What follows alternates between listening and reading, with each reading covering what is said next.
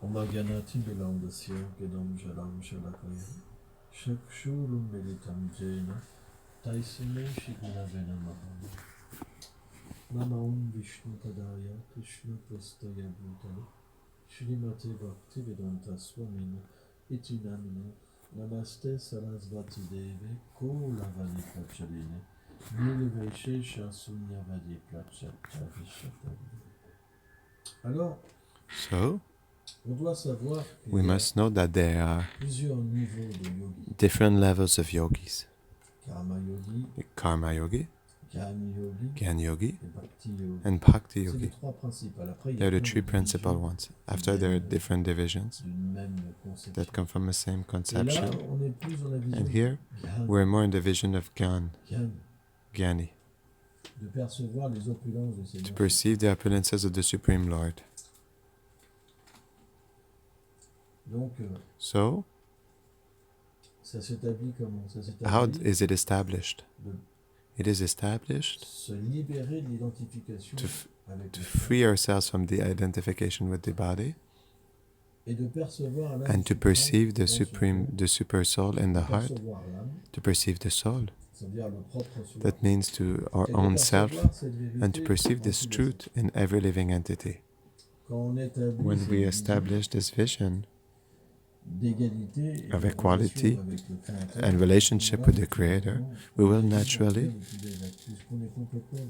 we become completely uninterested with any material things. But in this level of existence, we are not conscious of our eternal relationship with Krishna. The soul is still, it is the platform of goodness. Most yogis are on this plane. That means they're not conscious of their eternal form, their eternal feelings, and their relationship with the Supreme Lord in the transcendental world. And this is sad because as long as we're on this platform, we must come back to qualify ourselves. However, it is really rare to become qualified, because qualification means rasa, means to be able to understand the sweet feelings that inhabit the Supreme Lord. So in the point of view of Jnana, there's no relationship with the Supreme Lord. It is a relationship that is very far. We receive powers, we can merge ourselves. It's a way of speaking because the soul never loses its identity.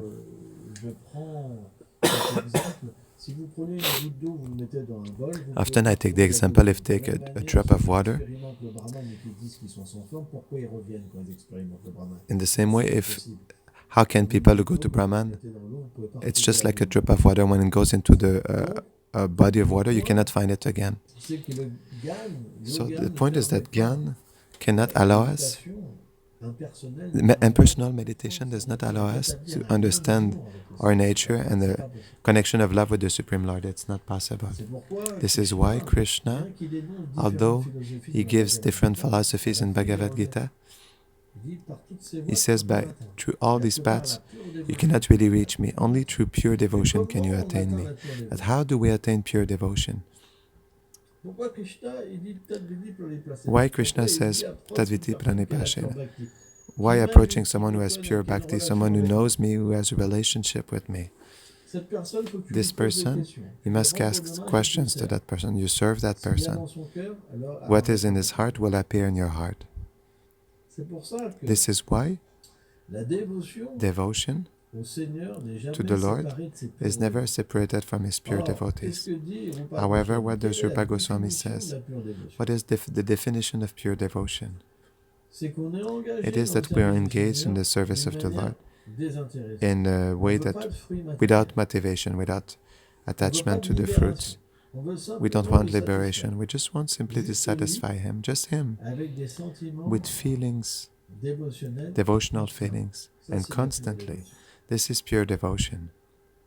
When a person has disqualification, so automatically if we associate with that person, if we love that person, Krishna will give us disqualification. This is the secret. And what does it give us? It brings us, when we chant, for example, Jai Radha Madhava, only 2 words, you can't imagine what it represents. Madhava means spring. Spring means that Krishna, he flourishes all feelings of love in the heart of Radharani. He fulfills all her desires. We can't imagine what the devotee feels just by chanting Jaya Radha Madhava. And after Kunja Bihari, we can't imagine. That means that Radha and Krishna, they are in a special place where they are together and they delight in each other's company. So we chant things without understanding the signification. But why? Because a pure heart is not enough. By the mercy of the Bhaktas, by the mercy of Shrimati Radharani, by the mercy of Vrindavan, Braj, it is only by the mercy that the divine couple appear in our heart. From there, when you chant the songs, you can directly satisfy them through these songs. Your external practice is in contact with your internal practice. So at this level, you are conscious of what the divine couple is doing, and when you chant, you give them satisfaction. It acts on another platform. This is bhakti. If we are not at that level, then we are not bhaktas yet. We are not bhaktas yet. Of course, before, we need to study things that will allow us to purify our heart and understand material creation. But everything that is yoga, we cannot attain the Lord just by breathing. It's completely stupid. It is only when He is satisfied that He comes. He decides. You cannot force Him through breathing. It is not possible. You can attain what through breathing? You can purify the vital airs that cover the soul, and you can have a little experience of the soul. Ananda, this is goodness. You can have a little experience of the soul. But it's very small, it's very finite.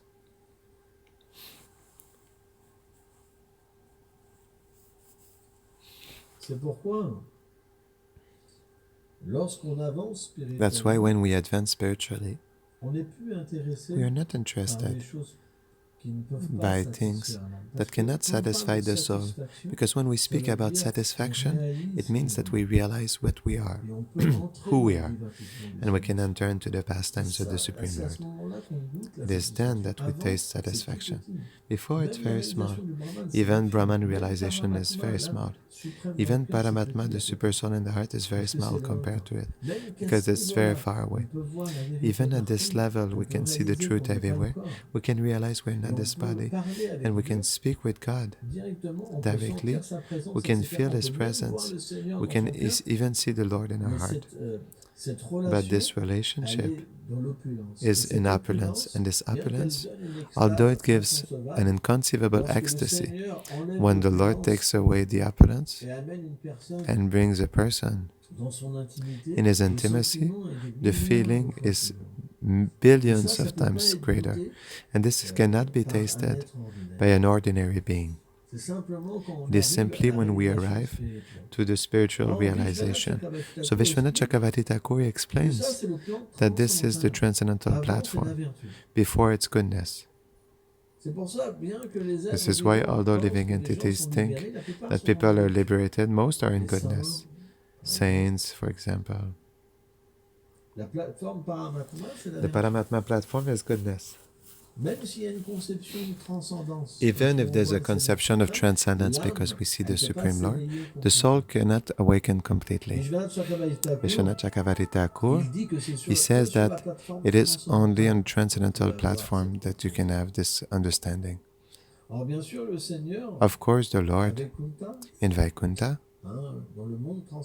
in the transcendental world, He has different abodes, and although He is one, He takes different aspects, because devotees have different feelings.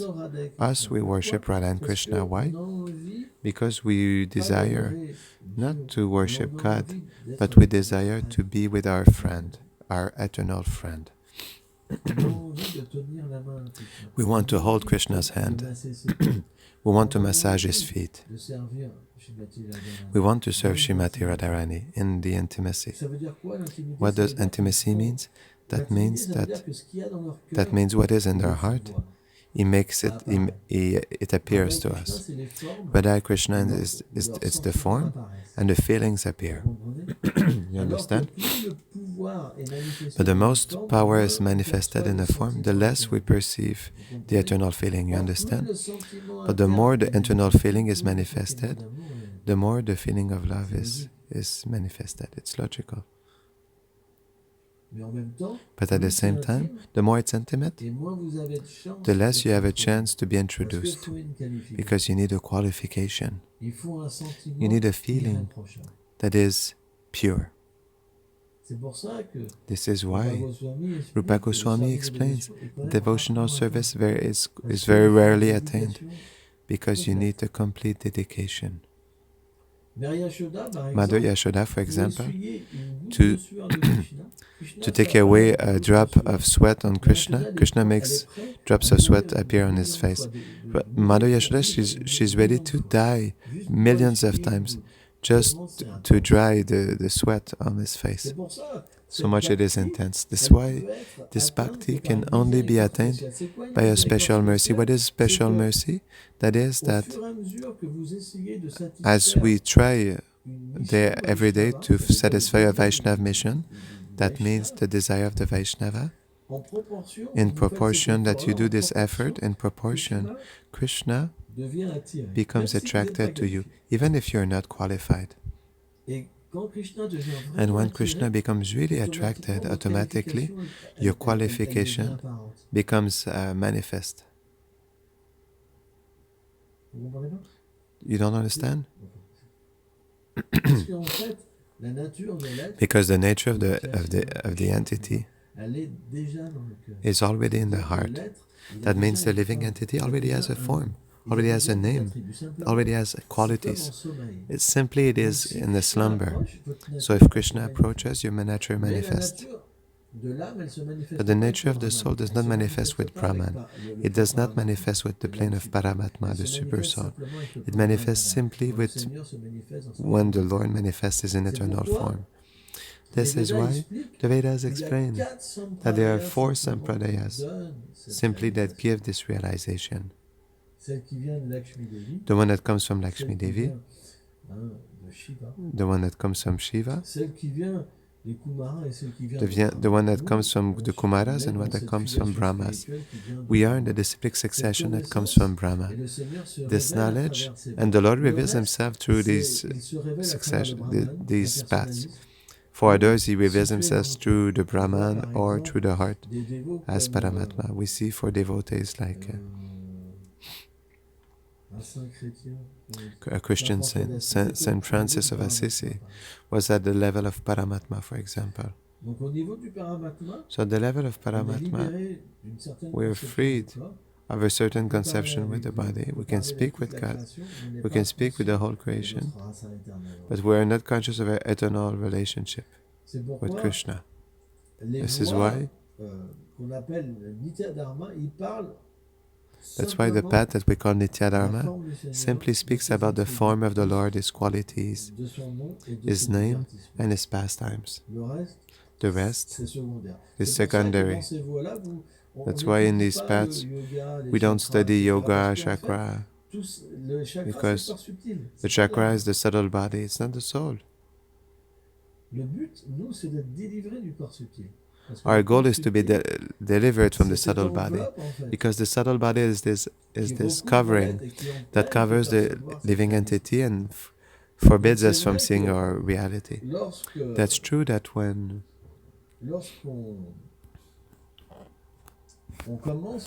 we start bhakti and we chant, for example, we can have this perception of opening the chakras.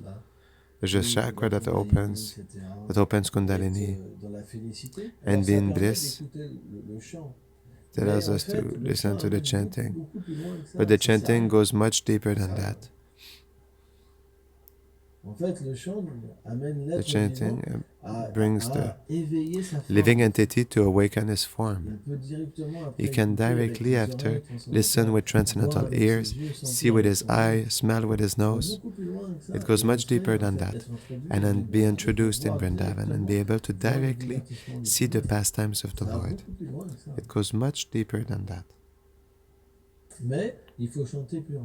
But we must chant purely.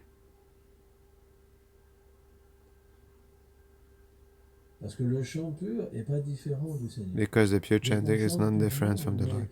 When we chant a pure name, He appears. So 2 names He appears. And we're on this platform of seeing the Lord face to face in a spiritual form. All authentic Vaishnavas had this realization. One name destroys all sins, destroys all material conceptions. And the second one, you are introduced in Goloka Vrindavan. It's not ordinary, the holy name. How do we have faith?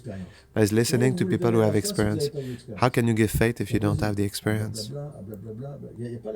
There's no strength. There's no strength.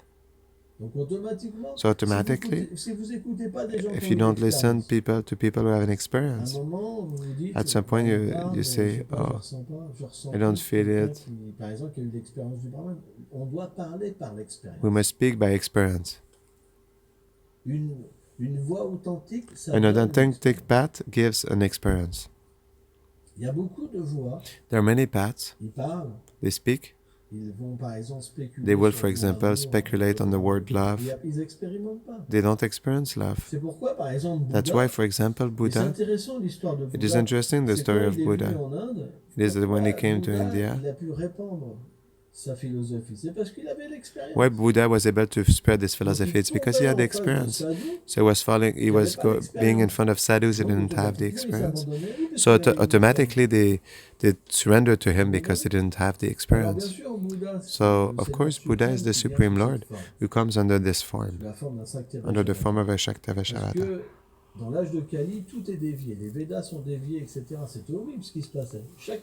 Because in the age of Kali, everything is deviated. They were killing animals at that time. So he came to spread ahimsa. So it is interesting because he came truly through experience. Simply by speaking about his experience, he was able to spread this philosophy. This is why devotional service allows us to have an experience, but it is an experience where we must be very sincere. We must be completely freed from wanting to liberate ourselves from the material world or from suffering. We must want only one thing, it's the happiness of the Lord. So it's contradictory because the Lord is Atmarama. He's completely satisfied, he needs nothing. But still, at the same time, he has this function that we can take care of him. Because otherwise, there will be no creation. If he will be satisfied in himself, there will be no creation. Why does he manifest us? Why through his Jiva Shakti he manifests us? It is simply because he loves to receive a service of love. And he loves to give love also to his devotees. That's why it exists in the material world. That's why we need to love, we need to give also. Even at the conditioned state. But at the conditioned state, love is very small. It is imperfect also. We're always disappointed. Everything turns around us. We have a conditioning, and this conditioning makes us have this desire, and those who help me to fulfill it are my friends, and those who don't, I start to not appreciate them, and then the more it goes, and the more I hate them. But when we are on this platform of love, and that we can chant truly the name and have a vision, it is extraordinary the contact we have with people of Vrindavan. They are perfect people. They give us directly what we need. We fly because love is so perfect there. Surrender is so perfect that we just need to surrender. We don't need to exist on our own. We exist by the love of others. It is a place that is so wonderful. Even the earth. Everything is so wonderful. Everything is so elevated. But it's not enough just to say yes in the class. Often it's because they want to sleep, so they say yes. So it allows them not to stay awake. It's not the head that we must swing. We must open our heart. We must give our heart to Krishna. And after Krishna, through this trust we give him, he will make all arrangements in this life so that we can purify ourselves. But if we have material desires, I will do my life like this, we won't attain success. We will attain simply our desires. But will our desires satisfy us? No, it's too small.